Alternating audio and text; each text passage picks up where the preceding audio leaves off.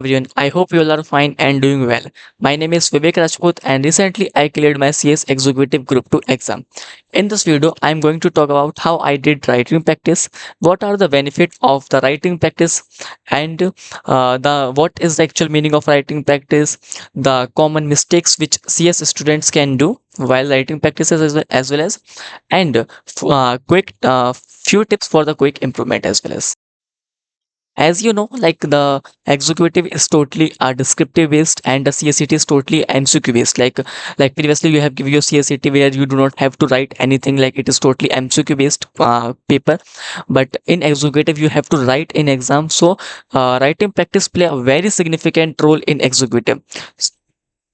The importance of writing practice, like it helps to improve your speed and time management. For example आपका जब paper आप attempt करते हैं CS executive का, तो कई बार पेपर काफ़ी ज़्यादा लेंदी होता है, जिसके साथ आपको प्रॉब्लम फेस करनी पड़ सकती है कि आप पूरे पेपर को अटेम्प्ट ना कर पाओ, या फिर आप किसी क्वेश्चन पे अननेसेसरी ज़्यादा टाइम स्पेंड कर दें, जिसकी वजह से आपको प्रॉब्लम हो सकती है कि आप फुल पेपर अगर आप अटेम्प्ट नहीं कर पाते हैं, ठीक है, तो कहीं ना कहीं वो रीज़न क्रिएट हो सकता है कि आपका जो अटेम्प्ट है वो लग जाए एंड आपका एग्जाम वो क्लियर ना हो।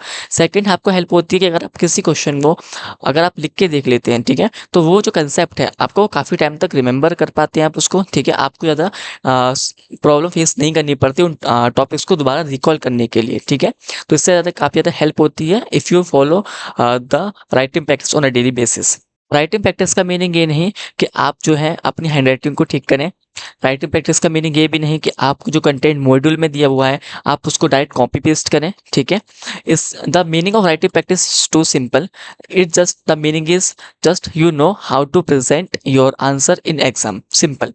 एंड आपको ये पता है कि आपको किस क्वेश्चन पे कितना टाइम स्पेंड करना है, ठीक है। आपको केस स्टडी बेस्ड क्वेश्चन को सॉल्व करना आता है, आपको डायरेक्ट क्वेश्चंस को सॉल्व करना आता है, प्लस आपको कितना ये आइडिया है कि आपको किस टॉपिक के लिए कितना कंटेंट आपको लिखना है, कितने मार्क के लिए आपको कितना कंटेंट लिखना आना चाहिए आपको, ये सब आपको पता है। इसको बोलते हैं writing practice, simple. The most important, how I did my writing practice plus the how to do writing practice. First of all, there are two best ways to start your writing practice journey. First is use scanner, the second is the use test series, ठीक है। Let's talk about these two options deeply. One is scanner. Scanner is actually a too good option for start your writing practice journey, okay। इसमें basically आपके जितने previous year के questions and उसके answers mention होते हैं जो भी आपके प्रीवियस ईयर के पेपर्स अटेम्प्ट हुए होते हैं, प्लस इसमें आपको ये आइडिया भी मिल जाता है कि किस चैप्टर में से कौन कौन से टॉपिक्स पूछे गए हैं, प्लस किस चैप्टर का कितना वेटेज है। इससे आपको हेल्प मिलती है आइडेंटिफाई करने के लिए कि किस चैप्टर आपके लिए कितना इंपॉर्टेंट हो सकता है। प्लस ऑल्दो ये रिकमेंडेड रहेगा कि आप सभी चैप्टर्स करें, बट एक आइडिया आप ले लें तो उससे काफ़ी ज़्यादा आपको बेनिफिट होगा, ताकि आप उस चैप्टर्स के ऊपर थोड़ा एक्स्ट्रा एफर्ट्स आप दे सकते हैं। प्लस फॉर एग्जाम्पल के लिए आपने CMSL के अंदर, ठीक है, आपने SEBI secretary exchange board of India का जो एक्ट है आपने वो रीड किया, ठीक है, आपका वो कंप्लीट हो चुका है। उसके बाद आप अगर उसको डायरेक्ट स्कैनर से सॉल्व करते हैं तो उससे आपको हेल्प होगा आइडेंटिफाई करने के लिए कि आपके उस चैप्टर में से कौन कौन से क्वेश्चंस जो हैं टॉपिक्स पर पूछे गए हैं। प्लस आप उसको अटेम्प्ट कर लेंगे तो आपको आइडिया मिल जाएगा कि आपको अब कितना आंसर अच्छे से आता है, आप कितने अच्छे से आप लिख पा रहे हैं। इससे आपको धीरे धीरे आपकी राइटिंग प्रैक्टिस की स्पीड भी इंक्रीज होगी और आपकी कंसेप्चुअल क्लैरिटी भी बेटर होती चली आएगी। Next option is test series, जो कि काफ़ी अच्छा ऑप्शन है। आपके इनमें क्वेश्चन आ रहा होगा कि भैया ऑलरेडी हमने स्कैनर ले तो लिए या फिर हम स्कैनर लेने वाले हैं, तो फिर अब टेस्ट सीरीज की क्या रिक्वायरमेंट है। देखिए, आप जब स्कैनर यूज़ करते हैं ना वो अच्छा भी है काफ़ी, बट प्रॉब्लम क्या है कि स्कैनर में जब क्वेश्चंस को आप एवेल्युएट करेंगे, ठीक है, फॉर एग्जांपल जब आपने कोई क्वेश्चन लिख के देखा, ठीक है, आप जब उसका आंसर आप लिख रहे हैं, ठीक है, तो आप जब उसको एवेल्युएट करोगे तो आप शायद हो सकता है आप इतने अनवाइज तरीके से आप उसको अच्छे से चेक ना कर पाएं और प्रॉब्लम क्रिएट हो सकती है वहाँ पर, ठीक है।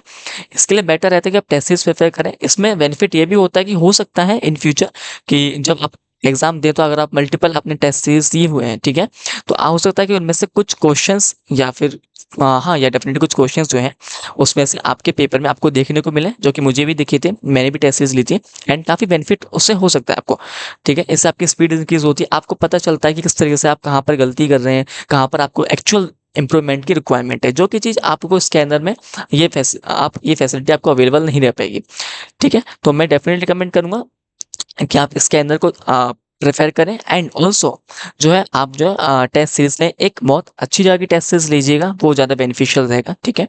प्लस अगर आपको लगता है कि स्कैनर जो है थोड़ा आपके लिए एक्सपेंसिव हो रहे हैं, तो आप एक काम कर सकते हैं, आप आईसीएसआई की वेबसाइट को विजिट कीजिए, ठीक है। वहाँ पर आपको प्रीवियस ईयर के क्वेश्चन पेपर्स प्लस उसके सजेस्टेड आंसर जो है आप उसको डाउनलोड कर लीजिए एंड आप उससे सॉल्व करना शुरू कर दीजिए। अभी तक के जितने भी न्यू अटेम्प्ट के जितने भी पेपर हुए आप सबको डाउनलोड कर सकते हैं, ठीक है। And yeah, mistakes which you can do while your writing practice journey. First of all, avoid writing practice. आपको ऐसा लग सकता है कि अभी एग्जाम में टाइम है, अभी से ही हम राइटिंग प्रैक्टिस की प्रिपरेशन क्यों करें, ठीक है। बट एग्जाम में टाइम भले ही है, थोड़ा बहुत टाइम हो सकता है कि आपको लगा हो कि भी टाइम है, बट इतना भी टाइम नहीं है। फॉर एग्जाम्पल, अगर आप अभी से ही राइटिंग प्रैक्टिस की प्रिपरेशन स्टार्ट कर देते हैं, ठीक है, तो आने वाले टाइम पर आपको इतना प्रेशर फील नहीं होगा, at least for writing practice. And writing practice में काफ़ी टाइम स्पेंड करना पड़ता है, क्योंकि कहीं ना कहीं आपको लिखना पड़ रहा है, तो आपका काफ़ी टाइम जाएगा।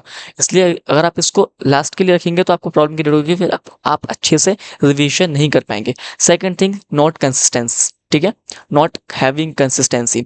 अगर आप इतना कंसिस्टेंट नहीं है, भले आप थोड़ा टाइम स्पेंड कीजिए, 10 to 15 मिनट्स डेली स्पेंड कीजिए, लेकिन धीरे धीरे आप टाइम को इंक्रीज कीजिए, वो काफ़ी बेनिफिशियल रहेगा। Improvement takes time, effort and patience. थोड़ा पेशेंस रखिए, धीरे धीरे प्रैक्टिस कीजिए, डेली आप अच्छे से प्रैक्टिस करेंगे, सब कुछ अच्छा होगा, ठीक है।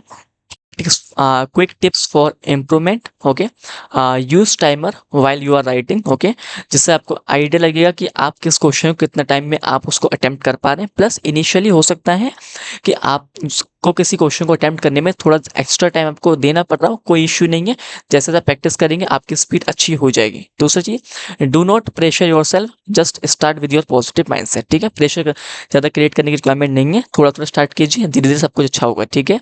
एंड मैंने ऑल्सो हर सब्जेक्ट के लिए अपने लिए एक सेपरेट कॉपी क्रिएट करी थी, जिसके अंदर मैं सिर्फ राइटिंग प्रैक्टिस करता था फॉर लाइक, उसमें से दो ही चीज़ होती थी, एक मेरा स्कैनर, ठीक है, जिसको मैं उसमें सॉल्व करता था, प्लस उसमें जो टेस्ट पेपर होते थे मैं वो भी उसी कॉपी पे सॉल्व करता था। तो आप एक सेपरेट कॉपी क्रिएट कर सकते हैं फॉर राइटिंग प्रैक्टिस, वो काफ़ी ज़्यादा आपको हेल्प करेगी करने के लिए। So everyone, nothing feels easy at starting, okay, but with a consistent efforts and practice, one day everything will become very easier for you, okay. Keep hard working, stay consistent, and success will definitely yours, okay. Do not worry about anything, okay. If you have any type of question, queries, okay, you can just comment and share with your you can share this video with your friends who need any kind of advice regarding writing practice, okay. And if you like this video, you can just like this video. And if you have any opinion or like any kind of question regarding anything, you can just comment it, okay. Thank you so much, bye bye.